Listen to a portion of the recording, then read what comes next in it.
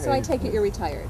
Oh yes, yes, I've been retired officially for 10 years. How old are you? 85. Wow, well, you look great. What did you retire from? From the advertising business. I was with several big agencies, and at the end had a small agency of my own.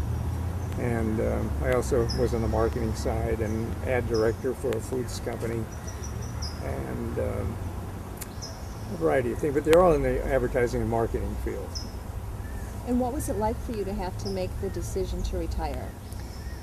Well, in the advertising business, there aren't too many people working after they're 75, unless perhaps in the media field or production, but in account management, even creative, there aren't too many people. Creative, they like a lot of younger people.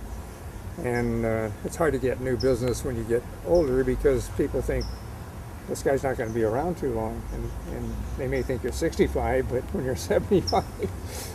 But so it was very difficult because I enjoyed the work so much.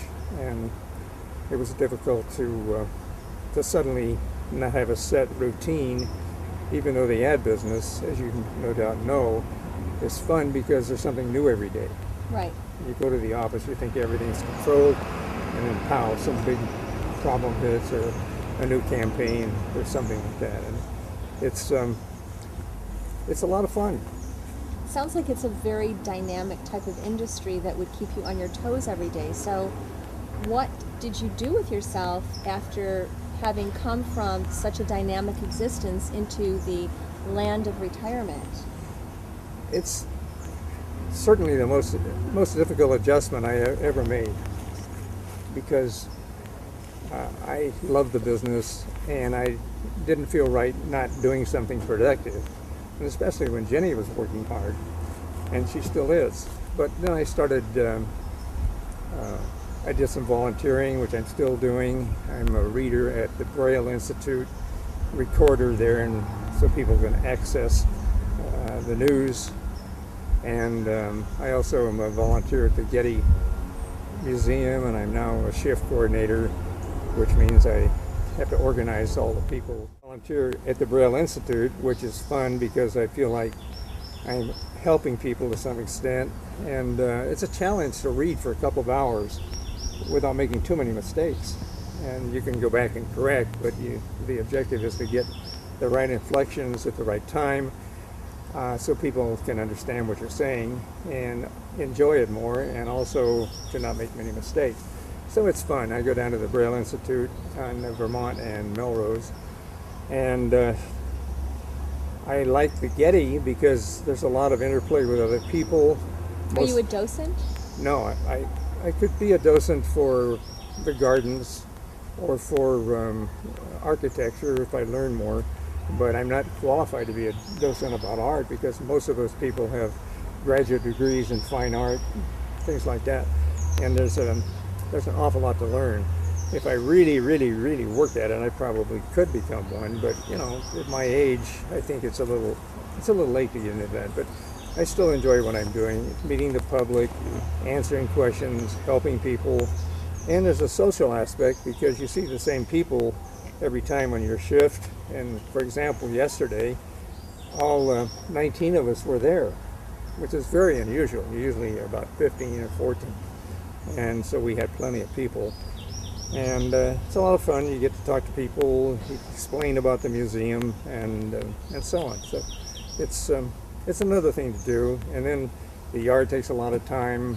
Jenny and I go to various doctors, and I always take her if I possibly can. And we like the theater.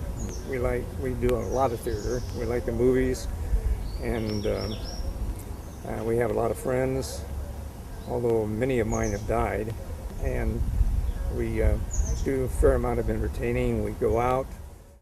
I do a lot of exercise. And what kind of exercises do you do? I do a whole routine at the gym, and I go there to exercise. A lot of people go there, they talk 3/4 of the time, and then they exercise a little bit. But many don't. Many work out all the time. And I work in the yard, some of which is quite strenuous, and I walk the golf course. I even carry my golf clubs just to get a little bit more exercise. So I'm not a fanatic, but I organize my life so I get exercise. And I've been doing that kind of a routine for about 40 years. So it's a very intentional thing. Oh yeah, I used to go out of town. I'd always go running around Central Park or something, and then I got a bad knee, so I couldn't run anymore. And I also had a triple bypass surgery, which can happen to anybody. But I was probably eating too much that I shouldn't have been, even though I was in pretty good shape. But diet is very important. Exercise is very important, and keeping busy is, I think, most important of all. Feeling worthwhile, and a lot of times I'm not a super confident person, so a lot of times I think I could have done more, or I should be doing more right now. But I don't think that all the time. Well, that's good.